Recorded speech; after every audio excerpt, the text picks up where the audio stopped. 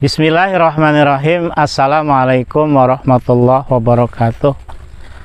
Alhamdulillahilladzi anzala sakinata fi qulubil mu'minin liyazdadu imana ma'a imanihim. Asyhadu alla ilaha illallah al-malikul haqqul mubin wa asyhadu anna Muhammadan abduhu wa rasuluhu shadiqul wa'dil amin. Amma ba'du.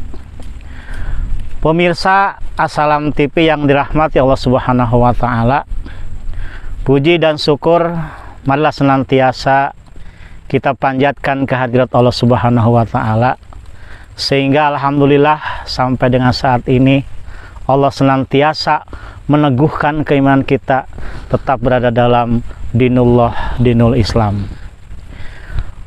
Pemirsa Assalam TV semuanya, yang sudah kita pahami bahwa Islam tidak hanya cukup hanya sebatas pengakuan, tapi Islam memerlukan sebuah pembuktian yang sering kita sebut dengan amal.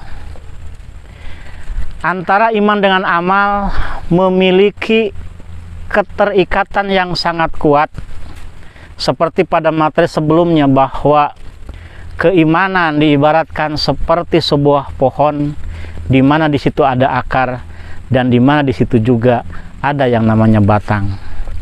Akar adalah bentuk keyakinan yang kuat di dalam hati, dan batang adalah bentuk real, bentuk nyata, bentuk yang terlihat daripada sebuah pohon itu sendiri. Maka antara amal dengan iman tidak bisa dipisahkan. Seperti yang disampaikan Allah Subhanahu wa Ta'ala dalam Quran surat An-Nisa ayat 124. A'udzubillahi minasyaitonirrajim. Bismillahirrahmanirrahim. Wa may ya'mal minas solihati min dzakarin aw unsa wa huwal mu'min fa ulaika yadkhulunal jannata wa la yudlamuna naqira. Barang siapa yang beramal soleh, baik laki-laki dan perempuan, dalam keadaan beriman, maka akan Allah masukkan ke dalam surga dan mereka tidak dirugikan sedikit pun. Artinya bahwa sebuah amal akan diterima oleh Allah Subhanahu wa Ta'ala ketika dilandasi dan didasari oleh keimanan yang kuat. Keimanan di dalam rangka meyakini bahwa ajaran Islam adalah ajaran yang benar secara keseluruhan. Kita tidak bisa dalam sisi keyakinan hanya menerima sebagian sementara mengesampingkan yang sebagian. Sebagaimana yang Allah firmankan juga dalam surat Al-Hujurat ayat 15. A'udzubillahi minasyaitonirrajim. Bismillahirrahmanirrahim. Innamal mu'minuna alladzina amanu billahi wa rasulihi tsumma lam yartabu wa jahadu bi amwalihim wa anfusihim ulaika humus shodiqun. Sesungguhnya orang-orang yang benar-benar keimanannya adalah mereka yang tidak ragu-ragu dan kemudian dibuktikan dengan berjuang di jalan Allah, baik dengan harta dan jiwanya, dan itulah orang-orang yang benar. Jadi iman perlu pembuktian. Adapun apa sebenarnya yang menjadi syarat sah diterimanya iman? Maka yang pertama adalah adanya niat yang benar. Seperti dalam hadis innamal a'malu binniyah, bahwa setiap amal akan sangat tergantung kepada niat. Apa itu niat? Niat adalah media yang menghubungkan antara iman dengan amal. Bahwa niat akan sangat tergantung kepada iman.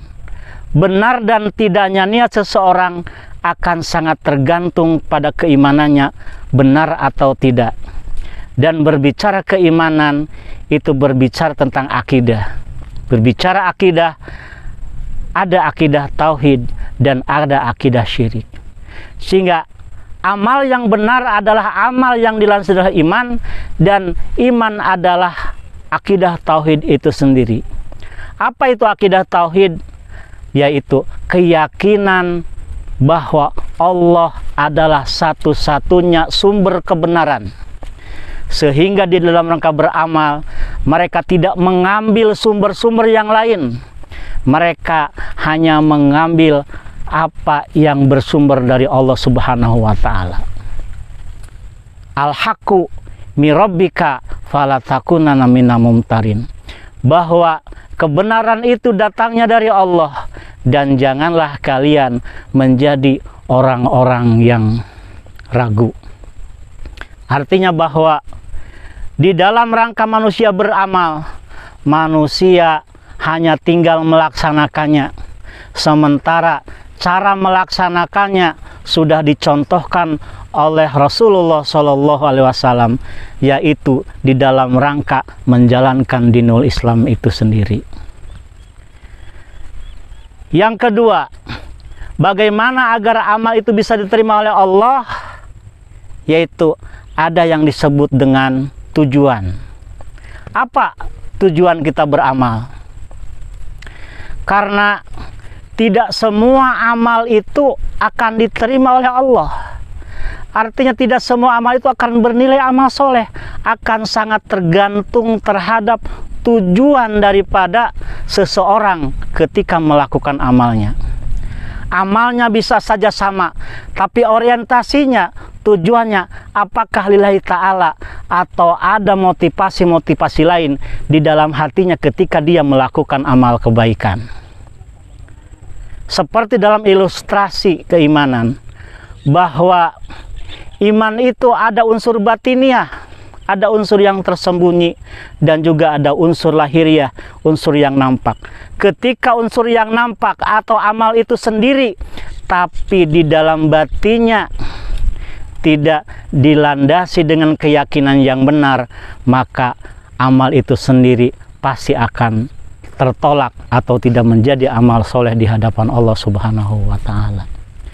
Makanya ketika dia beramal, harus satu niatnya, yaitu di dalam rangka mengabdikan diri kepada Allah Subhanahu wa Ta'ala. Inna sholati wa nusuki wa mahyaya wal mamati lillahi rabbil alamin. Sesungguhnya sholatku, ibadahku, bahkan hidup dan matiku, semuanya hanya untuk Allah Subhanahu wa Ta'ala. Artinya bahwa tidak ada tujuan lain di dalam rangka kita beribadah selain daripada di dalam rangka mencapai ridho Allah Subhanahu wa Ta'ala. Kemudian syarat amal yang ketiga adalah adanya metode, adanya cara di dalam rangka kita beramal. Maka tidak ada petunjuk, tidak ada contoh yang paling relevan, yaitu yang dilakukan oleh Rasulullah Shallallahu Alaihi Wasallam, baik dalam tataran prinsip ataupun dalam tataran aplikasi, di mana Rasul adalah contoh, Rasul adalah uswah bagaimana kita melaksanakan Islam. Laqad kana lakum fi Rasulillahi uswatun hasanah liman kana yarjullaha wal yaumal akhir wa dzakarullaha katsira. Pemirsa Assalam TV yang dirahmati oleh Allah Subhanahu wa Ta'ala, dari keterangan-keterangan yang tadi saya sampaikan, artinya bisa saja apa yang amal yang kita lakukan tidak bernilai amal soleh, atau justru amal yang kita lakukan ditolak oleh Allah Subhanahu wa Ta'ala. Maka Allah Subhanahu wa Ta'ala dalam surat ke-18, surat Al-Kahfi ayat 103 sampai 105, di situ dinyatakan, pemirsa Assalam TV rahimakumullah, dari paparan yang tadi disampaikan, saya akan simpulkan bahwa paling tidak ada 3 syarat agar amal kita diterima oleh Allah Subhanahu wa Ta'ala, atau agar amal kita menjadi amal soleh? Yang pertama yaitu adanya niat yang benar, yaitu lillahi ta'ala. Dan yang kedua, adanya tujuan yang benar, bahwa amal kita hanya mengharapkan ridho dari Allah Subhanahu wa Ta'ala. Dan yang ketiga adalah dengan cara yang benar, yaitu mengikuti apa yang dilaksanakan oleh Rasulullah SAW dalam amal, baik amal dalam bentuk mahdoh atau ritual atau hubungan manusia dengan Allah, maupun amal yang berbentuk dalam ibadah habluminanas atau ibadah horizontal, ibadah yang mengatur antara manusia dengan manusia, termasuk di dalamnya dalam hubungan kemasyarakatan, dalam hubungan sosial, dan dalam hubungan hidup antara manusia yang satu dengan manusia yang lainnya. Itu saja mungkin yang bisa saya sampaikan. Mudah-mudahan ada manfaatnya bagi bekal kehidupan kita di dunia ini. Billahi taufiq wal hidayah.